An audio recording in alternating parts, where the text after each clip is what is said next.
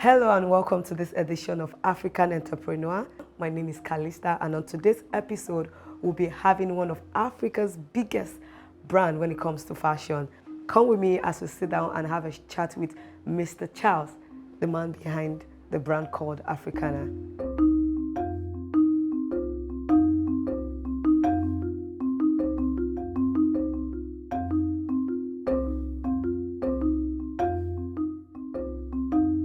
Hi, my name is Charles Oronsaye. I'm the founder of Africana Couture, Africana Group to speak. What is Africana? So that because when people hear the word Africana, the first thing that comes to mind is Africa. Yeah. So what is Africana? First of all, it wasn't Africana when it started. It was Tony Cream Clothing, which was like my alter ego. When I was in school, I wanted to make a brand for upwardly mobile men, and it was a name that was bettered from a partnership. So why don't you just call it Africana? Because the goal was to make African clothes. So African clothes, Africana, that was the catalyst. There was no deep thought towards it. So as I grew older with the name, I began to layer it down deeper to say, okay, this name is actually very powerful. What is Africana known for apart from fashion? What is it known for? Is it known for kaftan? Is it known for t-shirts? What is it known for? So first of all, before we begin to dabble into what is known for kaftan, are you known for sneakers? Are you known for t-shirts? Number one is we are like the Steve Jobs of African fashion, local African fashion, because we turned out what was normal, which is the kaftan everybody has been wearing since the creation story of Nigeria, since 1960s and in the 50s. We made it more appealing. We made it an object of desire, and we made businesses out of it. There was no structural market in the kaftan business. So we sort of innovated over time, from design to presentation to marketing, that metamorphosed to all this way on the bespoke, that metamorphosed to ready to wear, that metamorphosed to international expansion. So we'll make clothes for you. We will not disappoint you. We will give you good finish. We will give you a good design, and you'll be proud to wear it because of the after sale effect of proper branding. So it became a business. So you pay us a premium. So we transformed that to say, okay, instead of going through that long why don't we just make the clothes down and sell it to people? Come wear. So it was a far cry to say how possible it is when everybody is used to having their measurement taken, to walk up to a store and then just wear a kaftan and try it and it fits. That logic it seemed impossible until I got it done. What makes Africana different from the rest of the fashion brands in Africa? Why are you using spring and summer collection in Nigeria when we have Harmattan? Why are you using UK and Europe sizes to build your African products? The first thing we did was we needed to identify what is our anatomy. African men have pot bellies. So we will not sew a kaftan, which is called African suit, like the way the West will sew it with shape. We sew it with A, so it can accommodate. So we built our product with the DNA of our people. That was one of our USP. So talking about sourcing these materials, knowing people, how do you source for your materials? We go around the world. Now, if we had a textile mill that is working in Nigeria today, the beauty of Africana would have been say, hey, you know what? Produce this for us so that we can communicate this better. But we are stuck with having to fly across to the West, fly across to Asia to purchase these fabrics and interpret our art with the already existing finesse of the fabric of the West. We use local fabrics too. So one of the biggest challenges entrepreneur faces when they start up businesses is marketing. You started far back as 2009, if I'm not mistaken. Yeah. So how did you manage to market your brand Africana from that time to now? Marketing is it's a very complex conversation. The marketing, I always tell people, it starts from you as a person. Marketing started from me. I had a BlackBerry Messenger that had 5,000 contacts. I don't know how, because a lot of people shared my contacts, and that's what I leveraged upon. So what I did was I take a picture of what I designed, and my local tailor made for me. I put it on my, and that's what called display pictures. That's why the word came from DP, and I put it on my DP, and I put on the status, and I say ping to order, and that was my first understanding of personal marketing. I take marketing and branding very seriously. I take it so seriously that I vote almost, if not more than 50% of my entire revenue into it. It sounds unhealthy, but it's like a seed I'm sowing into the future. So the goal is to make the brand an object of desire. 2, the second goal, which is the most important goal, is to put the brand at the right side of the brain of the consumers and the people that don't even like the brand. You know, you can see a brand so much, you don't like it, you don't resonate with it, but it's just there. It's just in your face. And that's where we are headed to be able to use pop-ups, live exhibitions like we had in December, Africana Experience Live. And we are having another African Experience Live in London in June. So we're curating this series of events to keep the brand in the good books and on the right side of the brain of the consumers. Let's talk about the Africana experience that happened in Nigeria, first of its kind, in Africa, and looking at the fashion industry. What is Africana experience? What was it about? So Africana experience, right, started off as a product launch. So it was a collection we've built for about a year, and we were like, okay, why are we just gonna just drop this in the stores like that? Why don't we just have a celebratory angle to it? And we said, okay, let's have our first fashion runway.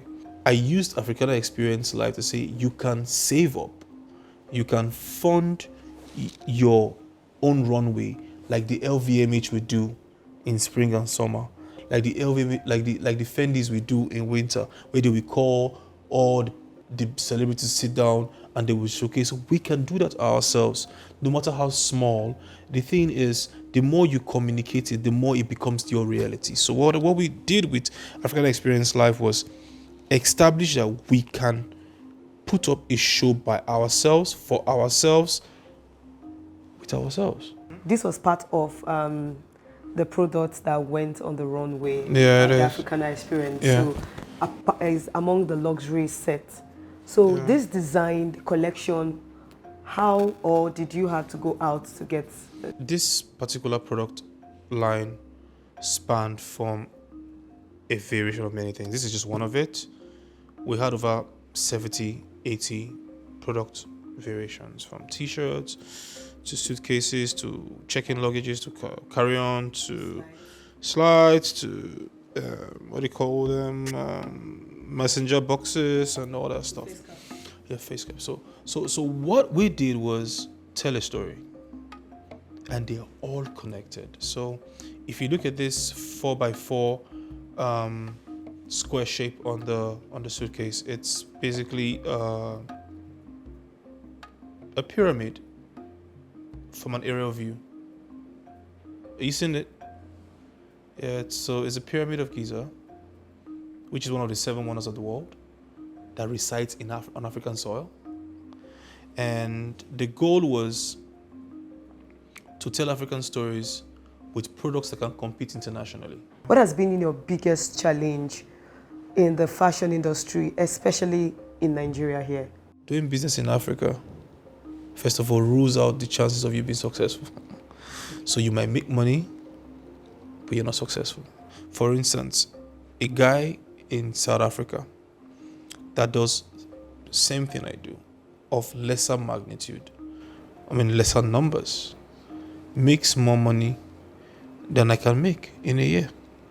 You have a nice product, you put it online, and they see Flutterwave, they see Paystack. So people that are far off in America or somewhere in Connecticut, in America, Ohio, go online and stumble into your products. They don't see payment channels they don't understand. It reduces the viability. How many of our fashion designers are listed on the stock exchange in Nigeria? How many of them are listed? A lot of the brands are listed in the stock exchange and abroad. There has been no proper acquisition by any fashion brand in Nigeria. All most Nigerian fashion brands do is we build for social equity, for social safety. Oh, I have this business is running, is taking care, is paying people, patronizing me. I buy houses so that my money is safe, so that my currency does not devalue in my hand. I take my children to the best schools. The thing is, Africana is geared towards building a world-class brand that will be planted across the world and that will be listed publicly, that the whole world can buy into the shares of the company and we grow together. Then the company will outlive me as the founder. Let's talk about one thing you like about being an entrepreneur. Absolute freedom to think and to execute. That's what I enjoy about it. The ability to say, this is an idea I could try and I could experiment it without being afraid of somebody writing me a letter or a query. And if I try 5 ideas and I get 3 right, it's a win-win. So what's one thing you don't like about being an entrepreneur? Being at the mercy of the policy of a country. So the policy of the country. Yeah. So let me give you an example. You need to stay afloat. But when the currency and your price points don't match, you increase your price point to meet up with the currency because you are thinking, I need to buy more when this goes out, right? What happens when the price point becomes so high because the currency is devalued at a very faster rate and the customers cannot consume your product anymore? What do? You go back to where the customers can consume. Else you will fold up because you need to pay people salaries. You need to keep the lights on. So one of the things I don't enjoy is having such a brilliant idea in a place, in an environment that stifles it. It's heartbreaking. Yeah, being an entrepreneur in Nigeria is not for the faint-hearted. So the last question before we wrap up, what's been the biggest lesson you've learned running Africana or as an entrepreneur? It's made me find God. Entrepreneurship and Africana as a business has made me discover myself and discover God in the process. What I mean, I'm in a structureless industry. If it was the automobile industry, there's a structure. You know what I mean? There are guidelines, there are guilds you sign up to, you follow, you join, you get investments. The bank says, okay, you're assembling a car. There's a fund here you can access. But here has been so structureless that we are bootstrapping it. So when you bootstrap, you are at the mercy of it's either it fails or it works. So that makes you get closer to your core. And when you get to understand your core, which is some call it their instinct, some call it their chi, some call it their God, some call it their Jesus, some call it their Allah, some call it their whatever it is, for whatever works for you, whatever rocks your boat. For me, my core was my understanding my God and saying, you know what, this has to work, this has to happen. And that was it's like I'm moving in darkness, but I'm touching. This is the road. Okay, I'm move. So you're moving blindly, but you're moving in the right direction.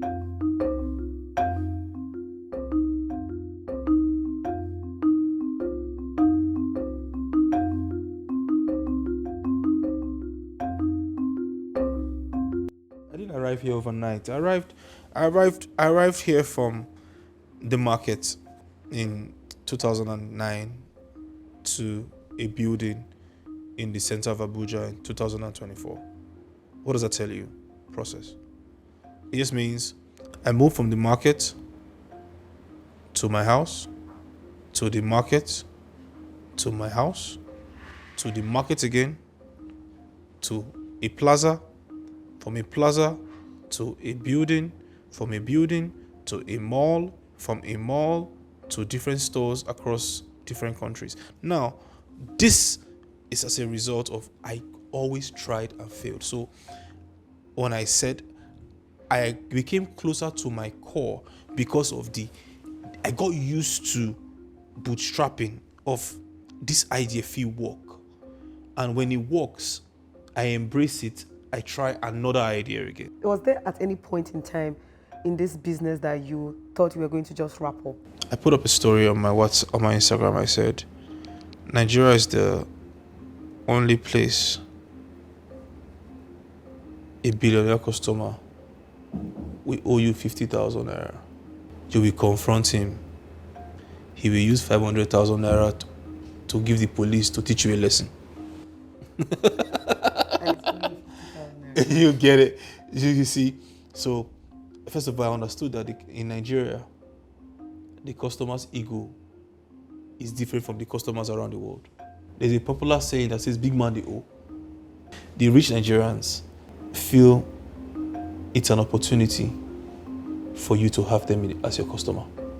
First of all, we have a HRO problem, a human resource problem. You will find some skilled Nigerians, and business is going well.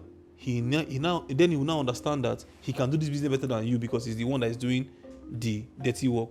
So one morning you wake up, that your skilled handyman or skilled worker, that it's an integral part of your business. The day he identifies is an integral part of your business, he goes and set up his own, and he 9 out of 10 fails. Or he goes to where they offer him a better pay. I've lived in that pain that I've mastered it. So to start picking one major one is like then I didn't go. If that means then I didn't go through it. It went through me. I go through this even at this level, and even the greatest, some of the most successful entrepreneurs in fashion that exist in Nigeria of today are still going through this. Some people believe that social equity is powerful. It's good. It solves the problem. What happens when you die? There are brands that I'm wearing that I never knew about the owner or the founder. And that's who I want to become. So people want to become successful founders, famous founders. I want to build a brand that you should love without a founder. Don't love me, love my business. Love my product, love my art. If you're loving me, is another bonus if you get to meet me.